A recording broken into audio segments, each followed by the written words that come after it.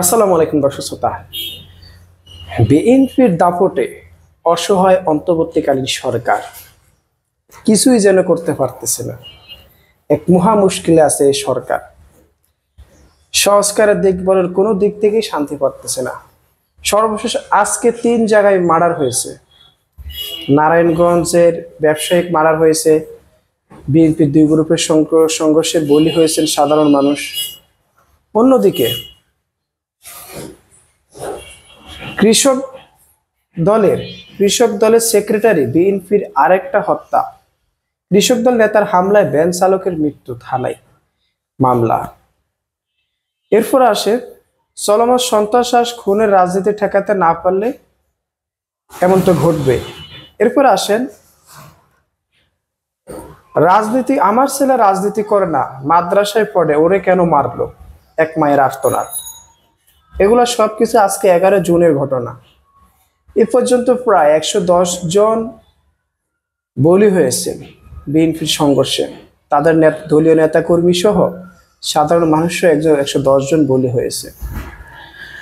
ইতিমধ্যে নারায়ণগঞ্জে ঘটনায় একজন যুবলীগ নেতাকে বাঁচাতে ছাত্রদল নেতারা চলে আসেন এবং সেখানে এলোপাতাড়ি গুলি করলে এক ব্যবসায়ী মারা যায়। সেখানে বহিষ্কারও করেছেন ছাত্রদল, তার নেতাকে বহিষ্কারও করেছেন। কিন্তু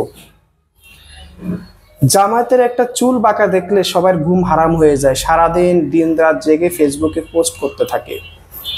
অথচ একের পর এক সাধারণ মানুষ বিএনপির কালো থাবায় দুনিয়া থেকে চলে যাচ্ছে, সেখানে যেন কিছুই হইতেছে না। আরো লাফাচ্ছি কত দ্রুত নির্বাচন দিবে, আমরা ক্ষমতায় আসি যাতে এগুলা আরো ভালোভাবে চর্চা করতে পারি। এখন আসেন, অন্তর্বর্তীকালীন সরকারে কি আসলে কিছু করার নেই? মানে কিছু কেন করতে পারতেছে না? হ্যাঁ ভাই, আসলে কিছু করতে পারতেছে না। যেমন মজার বিষয় হচ্ছে যে ছাত্রলীগ নেতাকে ছাড়াতে ছাত্রদল নেতা এলোপাতাড়ি গুলি, আহত ব্যবসায়ী ঢামেকে মৃত্যু। মানে মজার বিষয় হচ্ছে তারা নিজেরাই মারামারি করবে, আবার বিগত সরকারের আমলে যেসব যারা হত্যাযজ্ঞ চালিয়েছে তাদেরকে ধরতে পারবে না, আবার বিএনপি তাদেরকে বাঁচাবে। তো এই সরকার কোন দিকে যাবে? সরকারকে উজ্জহাত দিবে যে আপনি তো বিচার করতে পারতেছেন না। বিচার করতে যখন যাচ্ছে তখন তো আপনারাই সে লোকদেরকে ছাড়িয়ে আনতেছেন, উল্টো সাধারণ মানুষের ক্ষয়ক্ষতি করতেছেন। এই দায়ভারগুলো আসলে কাকে দিবে? সব দায়িত্ব আর শিবিরের উপর দেওয়া যায় না। কাল্পনিক গল্প সাজিয়ে জামাত ইসলামী বলেন বা অন্যান্য দলকে ভালোই নাচাইতেছে, আর দিনের পর দিন খুন হত্যাযজ্ঞ তারা চালাইতে আছে। এটা যেন নিত্যদিনের যাতে তাদের কর্মকাণ্ড কাজ, নিত্যদিনের কাজ, সেটা কোনো সমস্যা না। ক্ষমতায় আসেন ভাই, আসেন। এগুলা